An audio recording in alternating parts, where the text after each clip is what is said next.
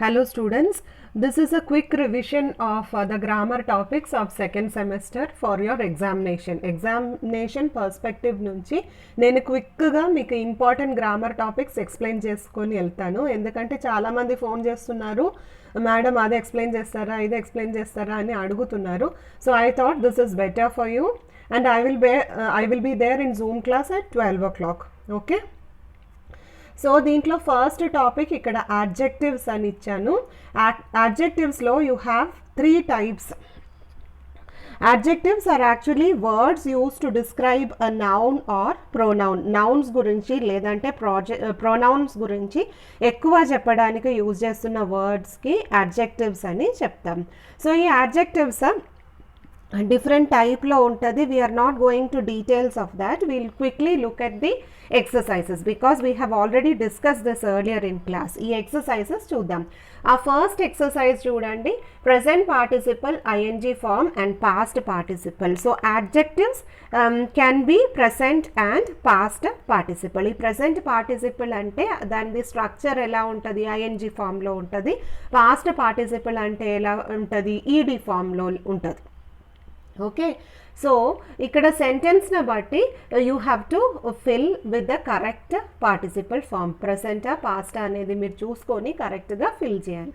First sentence, it was a dash book, I was dash by the book. So I have given the answers there. It was a boring book, I was bored by the book. అక్కడ I was bored అనేది ఎందుకు రాస్తున్నాను, ఆ sentence passive వాయిస్లో ఉంది కాబట్టి, ఆ సెంటెన్స్లో by ఉంది కాబట్టి you have to write the E D form.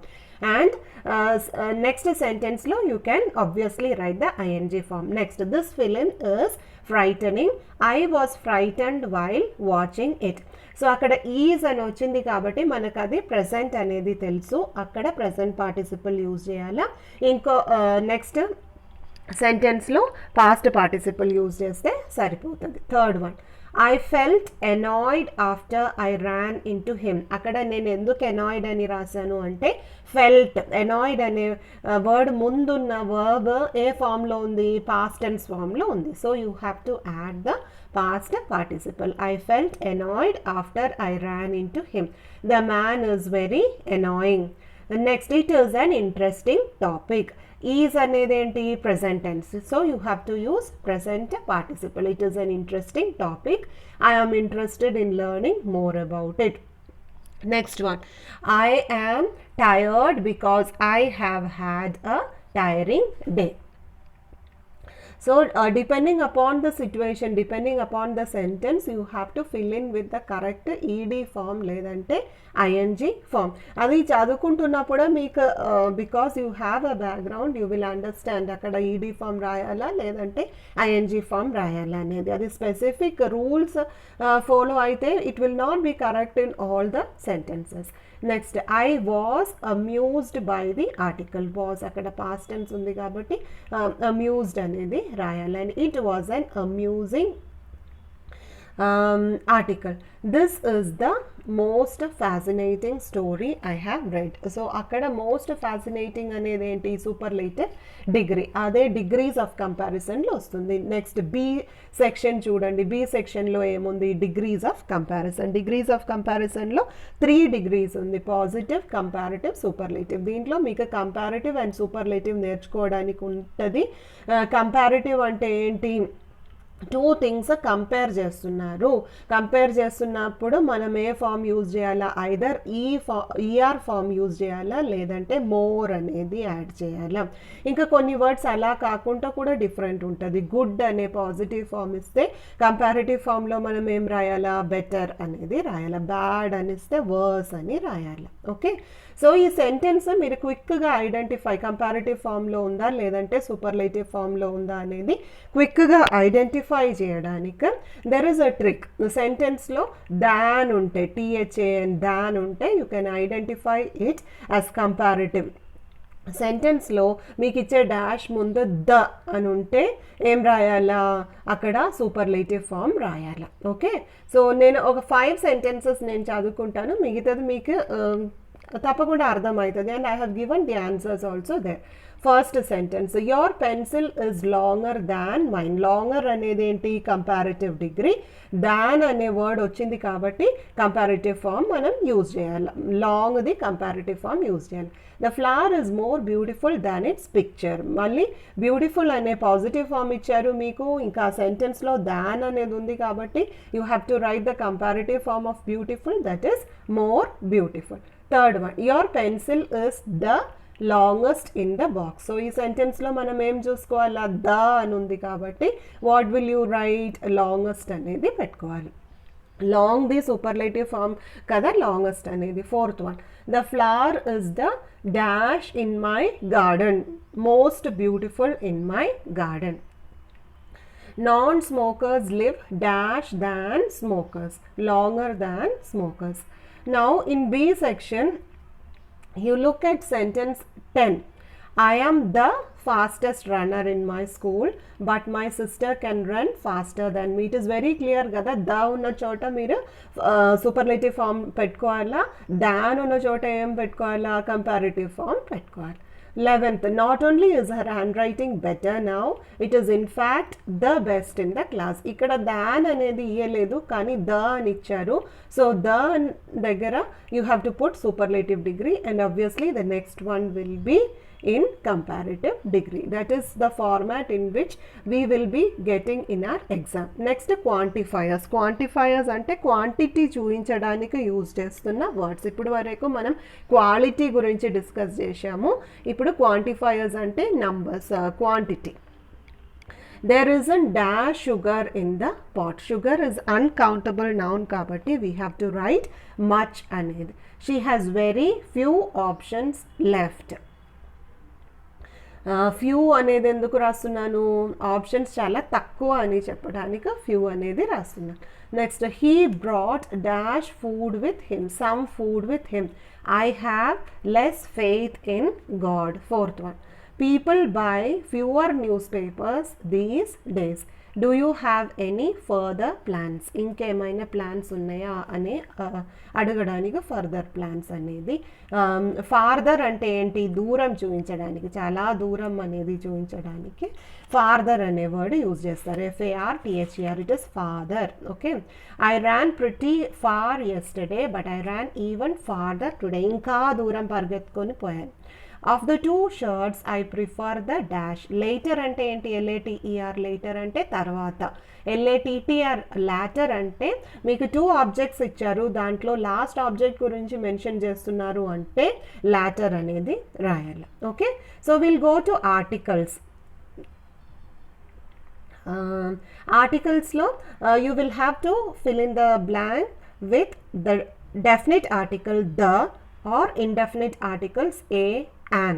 Okay, so the అనేది ఎప్పుడు యూజ్ చేయాలా, మీకు ఆల్రెడీ ఒక సిచ్యువేషన్లో ఒక ఆబ్జెక్ట్ గురించి చెప్పారు, లేదంటే ఒక ఇన్స్టిట్యూషన్ గురించి చెప్పారు, దాని గురించి మళ్ళీ స్పెసిఫై చేసుకొని చెప్పడానికి ద అనేది యూజ్ చేస్తారు. ఓకే, అది కాకుండా హిమాలయాస్, గోదావరి రివర్, అట్లా నేచర్లో ఉన్న ల్యాండ్స్కేప్ గురించి, ఎలాంటి మౌంటైన్స్ గురించి, ఓషన్స్ గురించి మెన్షన్ చేసేటప్పుడు ద అనేది రాయాలి. ఇంకా న్యూస్ పేపర్ పేరు పెట్టే ముందు ద అనేది పెట్టుకోవాలా. ఓకే, సో ఈ సెంటెన్సెస్లో కొన్ని నేను చదువుకుంటాను, మీకు ఆర్టికల్స్ రాయడానికి ఉంటుంది, కొన్ని దగ్గర ఆర్టికల్స్ అసలే రాయకూడదు, article will not be suitable there.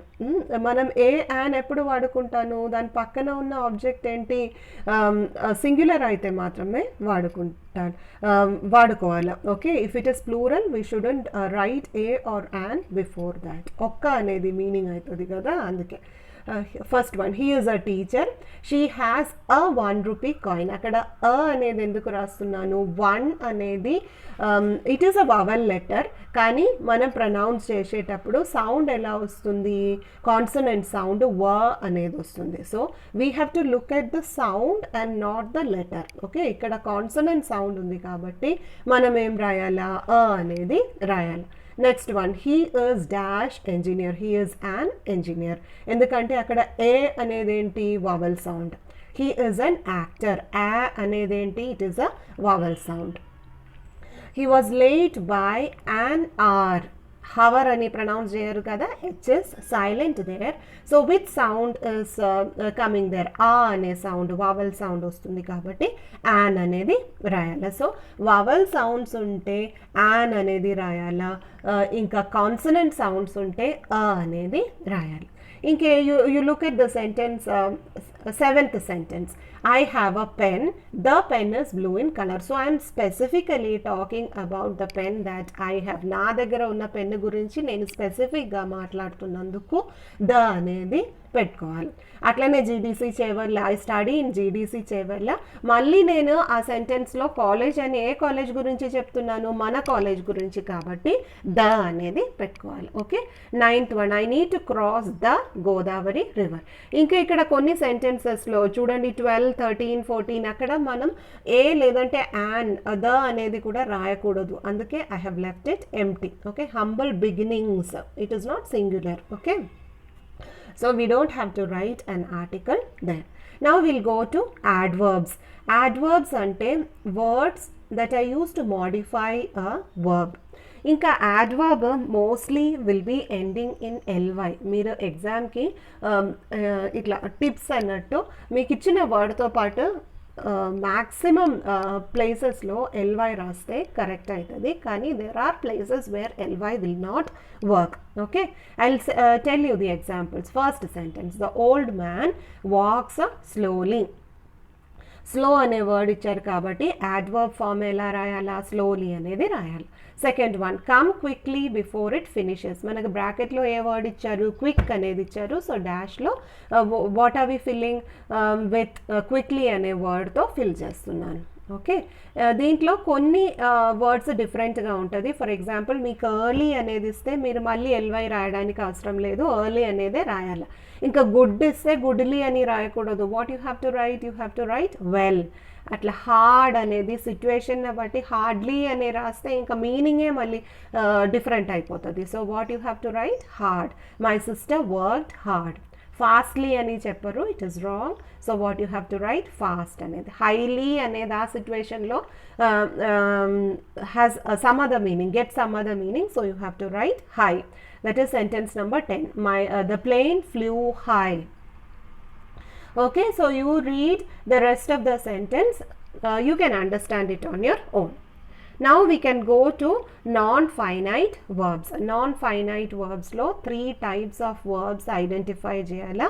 ఒకటి infinitive. Infinitive అంటే to plus verb, to work, to play, to listen, to understand. So అది ఏమవుతుంది, infinitive అవుతుంది. మీరు అది infinitive అనేది రాయడానికి ఏం అవసరం లేదు, you just have to underline it. Okay, and second type of word is ing form in the beginning of the sentence or at the end of the sentence. Okay, it comes in the subject or object of the sentence. That is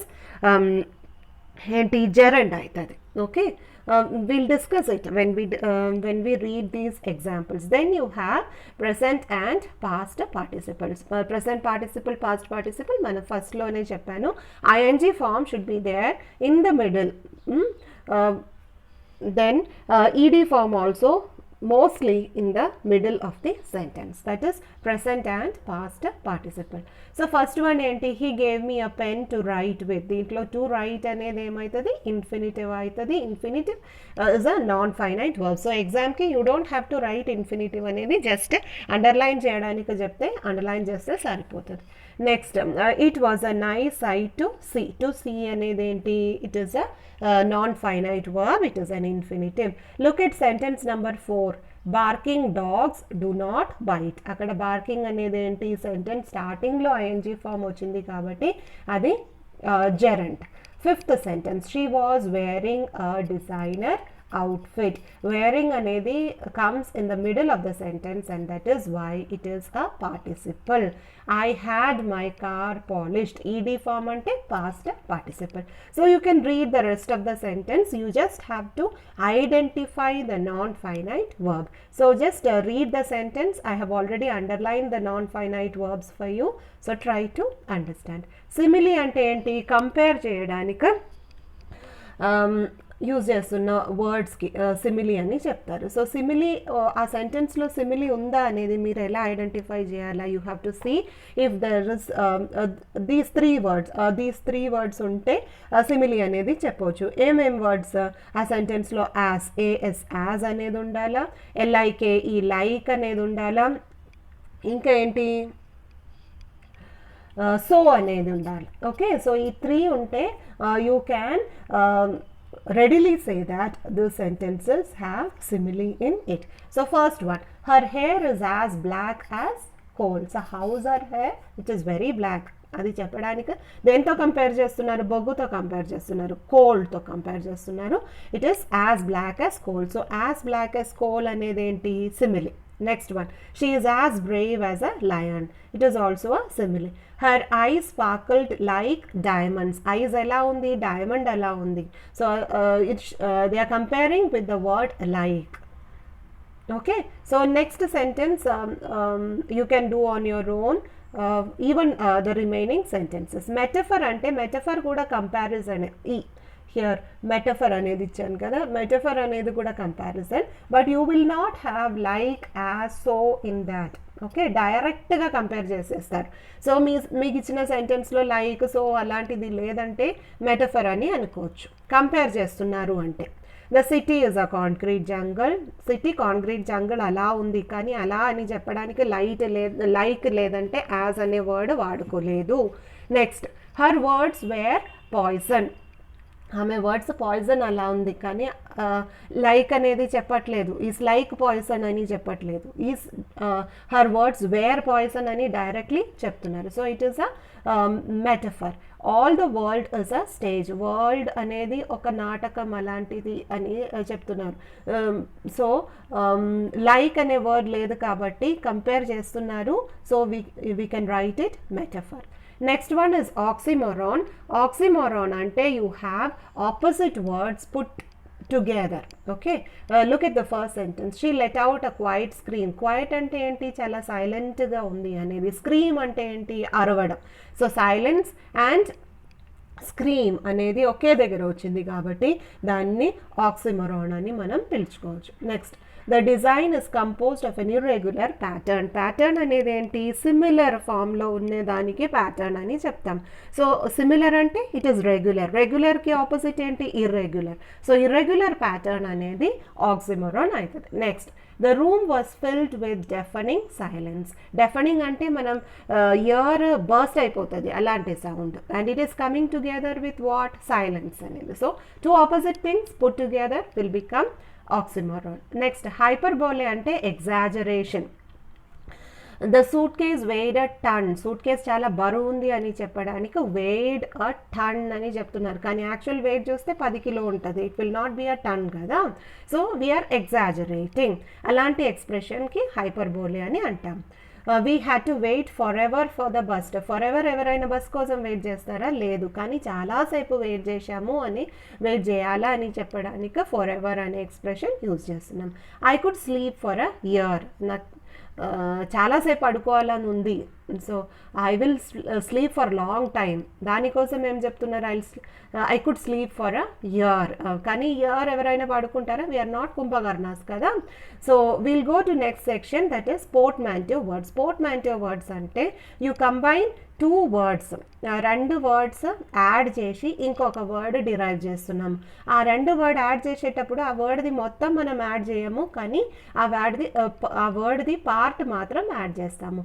examples are advertisement plus editorial. So advertisement నుంచి advert అనేది మనం తీసుకుంటున్నాము, editorial నుంచి ఏం తీసుకుంటున్నాము? ఓరియల్ అనేది తీసుకుంటున్నాము. So it becomes అడ్వర్టోరియల్.